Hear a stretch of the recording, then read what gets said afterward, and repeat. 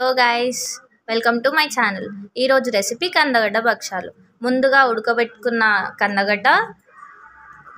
కందగడ్డకు తగినంత పూరి పిండి, ముందుగా ఉడకబెట్టుకున్న కందగడ్డలో తగినంత చక్కెర వేసుకోవాలి. కందగడ్డలో చక్కెర వేసుకున్నాక మెత్తగా అలా చేసుకోవాలి.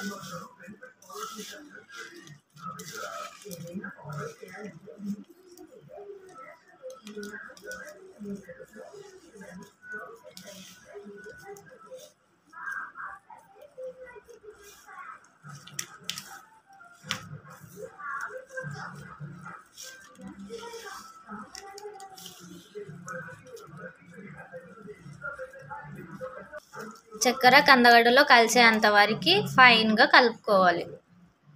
ఇలా మిక్స్ చేసుకొని పక్కన పెట్టుకోవాలి. ఇప్పుడు పిండిలో కాస్త నీళ్ళు పోసుకొని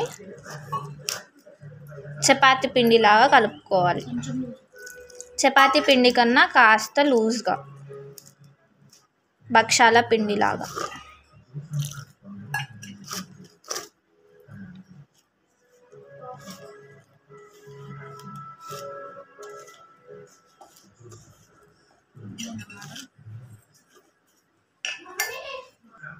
కలుపుకునే ముందు చిటికెడంత ఉప్పు, టేబుల్ స్పూన్ ఆయిల్ వేసుకొని ఇలా కలుపు.